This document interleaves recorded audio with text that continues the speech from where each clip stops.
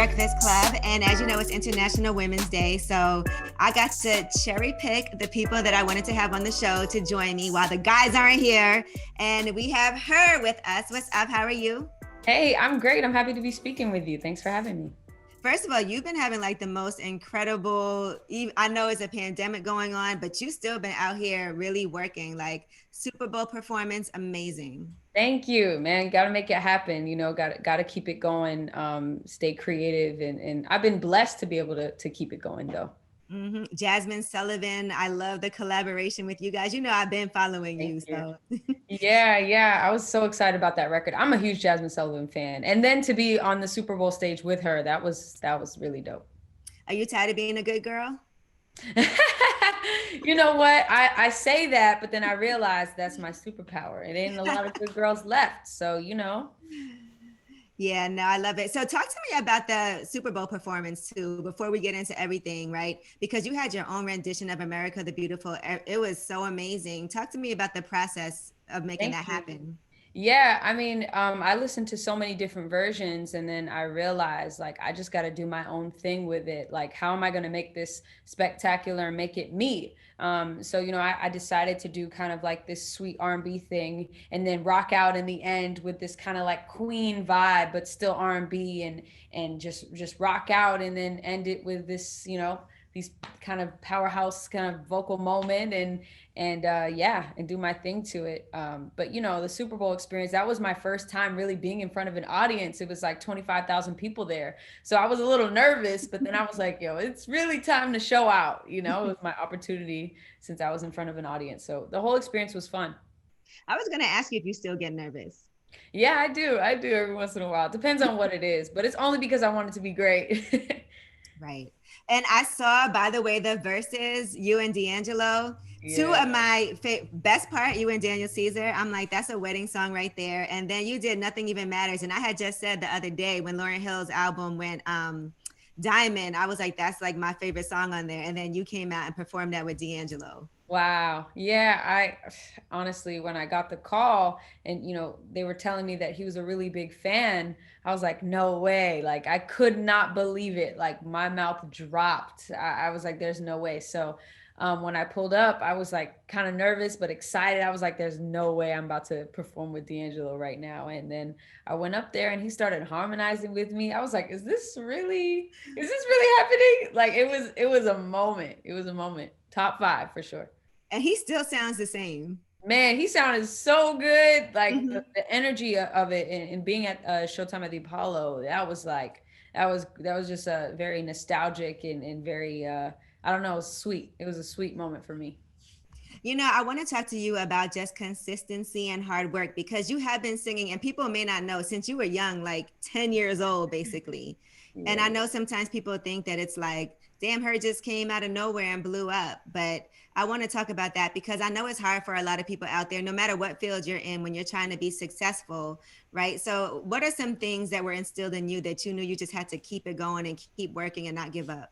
Well, the number one thing is trust the process, but also, I started so young and not even trying to be in the industry or trying to be an artist. It was just like music was a given. So I have always led with passion. Passion is what drives me because there's going to be a lot of things that discourage you from being in the music business. There's a difference between doing music and being in the music business, and you have to be just about the business as you are about the music. And my passion is really what drives me, and the fact that I would do this even without the accolades and without the money or the people, without all those things. And it can get hard, but you have to trust your path and your journey, and what's meant for you is meant for you, but you have to put in the work. A lot of people don't realize that I have been working, even though it was fun. They say if you do what you love, you never have to work a day in your life. So I've been doing music my whole life because it's what I love to do, and I work really hard, and I think those are some of the keys to keep going. One of my favorite books is Mastery by Robert Greene, right? He always talks about how you master something by the amount of hours, and he talks about different people in different fields and how much time they spent on their craft to master it. And you play instruments as well. How do you think that contributes to you as an artist?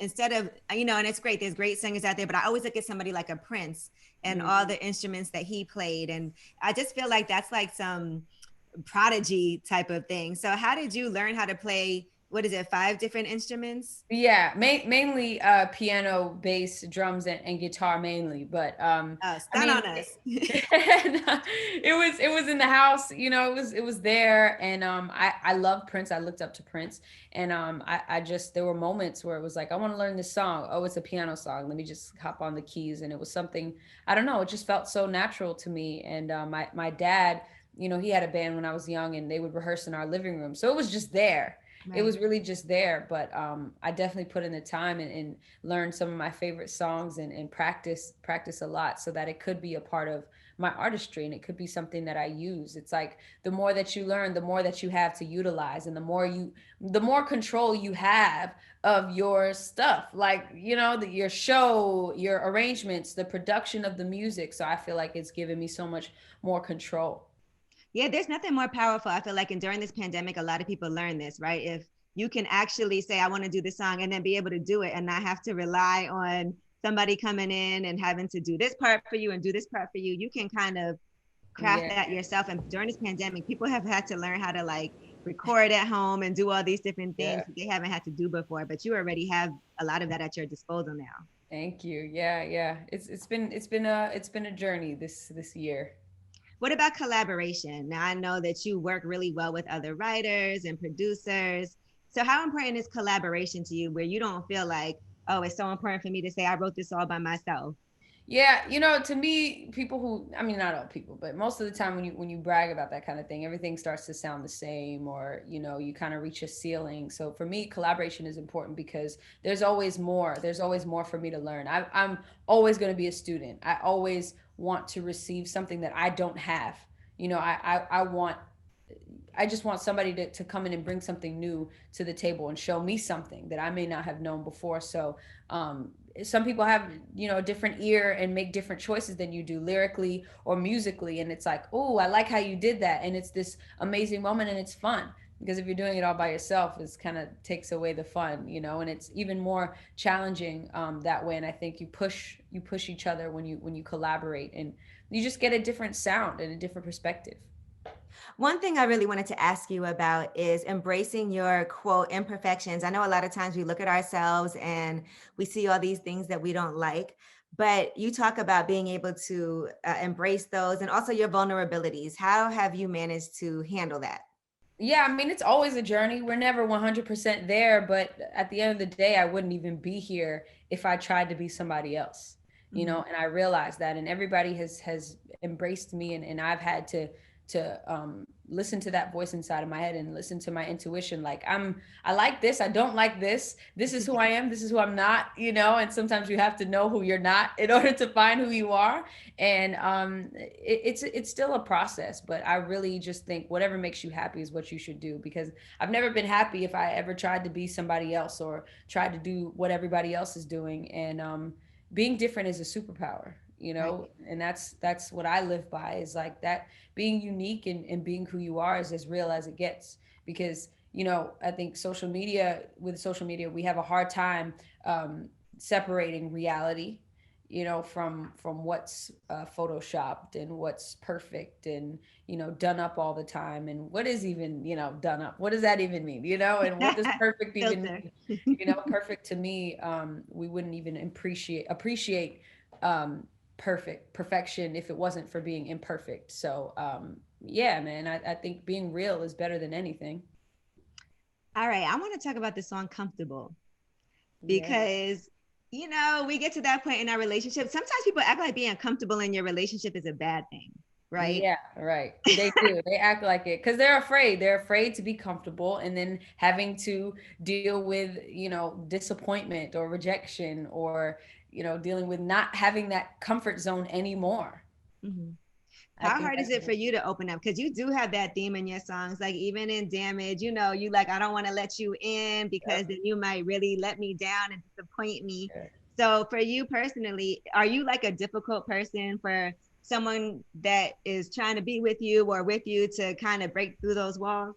I am. I definitely am, and it's a good thing, you know, and a bad thing sometimes. And I think my thing is like I'm always 10 steps ahead, and I always, you know, I'm always in it for the long haul. I'm like, yo, we if this gotta be real, you know, we trying to do something. You're not about to just, you know, do me wrong, like that's not about to happen. So yeah, I think I do have a hard time letting down those walls, and only because that is a special place, that is a very intimate place for me, and I think that it has to be special, and it has to be right, and it has to be real if it's going to happen. And if we create that space, if we're going to be in a comfortable space, has to be real.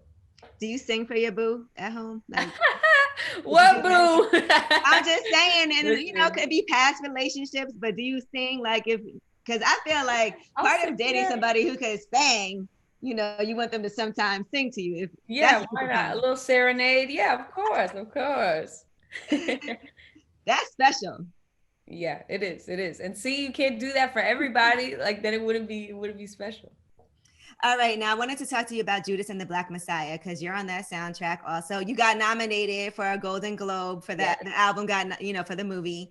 So Mhm. talk to me about getting that call for that and the song that you did for it and what you thought about the movie. Just Judas and the Black Messiah talk.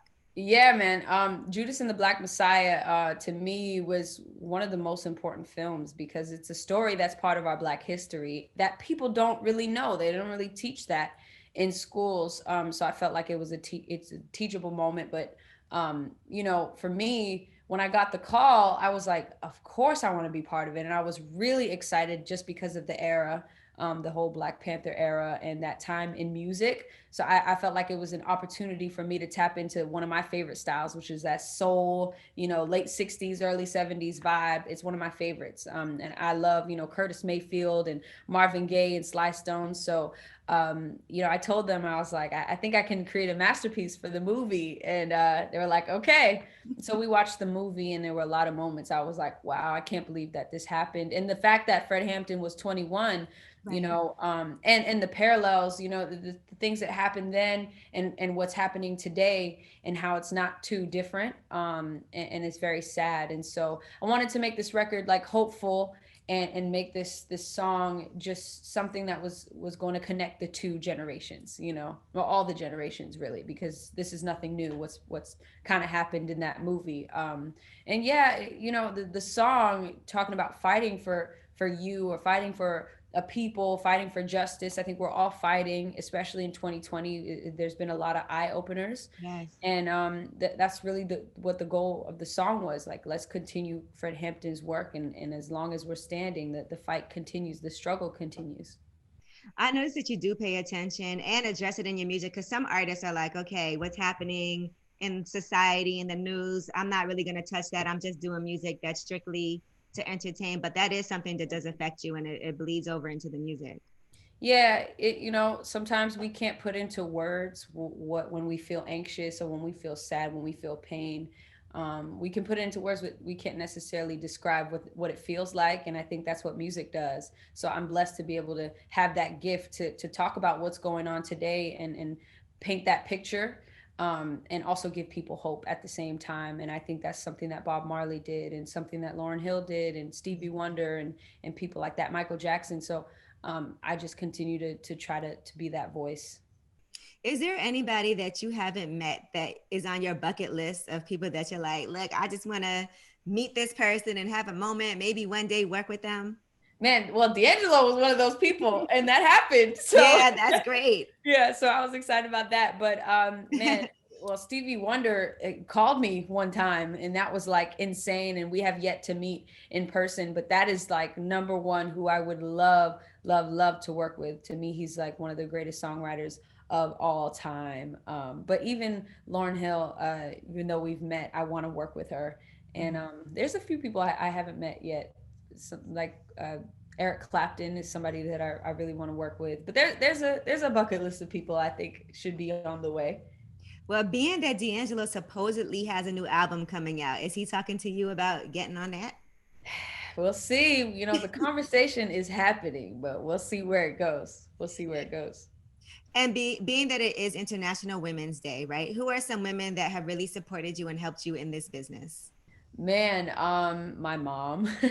You know, when my mom was pregnant with my sister and I was really young, she was still, you know, dragging my heavy guitar and my amp to every single talent show. She was like my number one supporter, you know, while my dad was working. So my mom is always number one.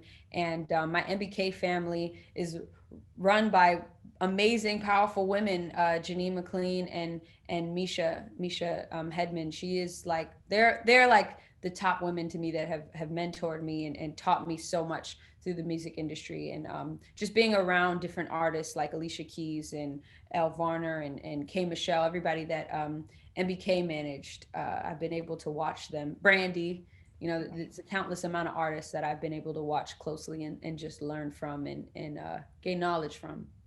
What about paying it forward? Because I know there's some younger women artists that you actually also help mentor in a way. I don't know. Am I a mentor really? Kind of, Yeah. yeah, but there are because I know I've heard about it. Layla, I know she like loves you. Oh man, Layla, she is so talented. Layla, she just dropped a song, and I'm so proud of her. And I keep up with her and everything she does. But I consider her like my little sister. You know, I consider her somebody that I champion all the time. And she's doing big things, and she's finding herself in her artistry, and she's killing it. But yeah, definitely, you know, there's a baby her out there who's always watching me and copying my outfits, and it's so cute. And she's always performing and doing my songs and making little videos.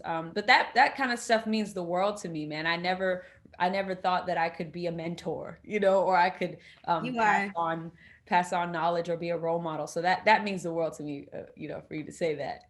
I mean, because look at you though. You're super successful. Look, aside from all the accolades, because you've been nominated for like a billion Grammy, you're nominated for the Grammys this year for the first time. They've pushed it back, till later on this month.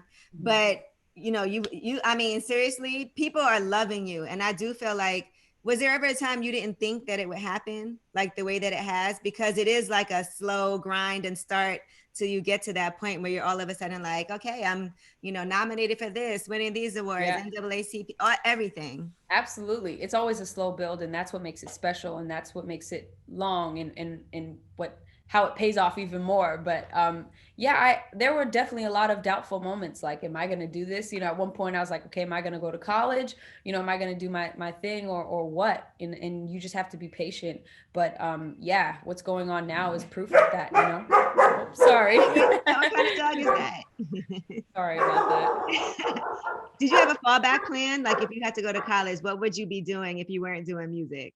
Yeah, you know, I don't know. I have an Asian mother. Sorry about that. So you know, she was like, "Oh, well, you should be a nurse." You know, Filipinos, I always want you to be a Filipino, yeah. nurse. They always want you to be a nurse or something. But yeah, I definitely did. I was gonna go to college, but honestly, I never really imagined doing anything else. I was like, no, I'm gonna do this 100%. Like, there wasn't really a if it doesn't work out, then I'll do this. It was like, okay, maybe I'll do this, but no way. Like, they say, you know, plan B should be another way to make plan A work, and that's how I operated. All right. And lastly, before we get out of here, it is International Women's Day. And I do feel like as women, a lot of times we don't take the time to just celebrate ourselves. So I want you to celebrate yourself and tell me what are some things that you've accomplished that you are super proud of that you can say, you know what, I am amazing. Oh man, some things that I've accomplished. There's a lot of things. I think performing with some of my favorite artists and being alongside people like Alicia Keys and having a crazy guitar solo moment on this big stage at Global Citizen was probably one of my favorite moments ever. And I'm so proud of myself for conquering that moment. Man, I don't even know, getting Grammys, you know, years of being like a 9-year-old kid practicing my Grammy speech and then receiving a Grammy and then not knowing what to say. I'm proud of myself. And I realize that I am amazing. The fact that I can touch people, it's like, wow. The fact that you even said I'm a role model, that makes me feel like I am amazing and that people are watching and they do appreciate what I do and what I love. And there's countless of those moments. So I'm blessed and I'm amazing. Good. There you go. I love it. Well, thank you so much for joining me again. Like I said, there are certain women that I just really admire and love. And I'm so happy that you were able to join me on International Women's Day as we take over without Envy and Charlamagne in the studio and have a good time. So thank you. Thank you. The feeling is mutual. And, you're a queen. I'm a queen. We recognize each other, and that's what it's about. So happy International Women's Day.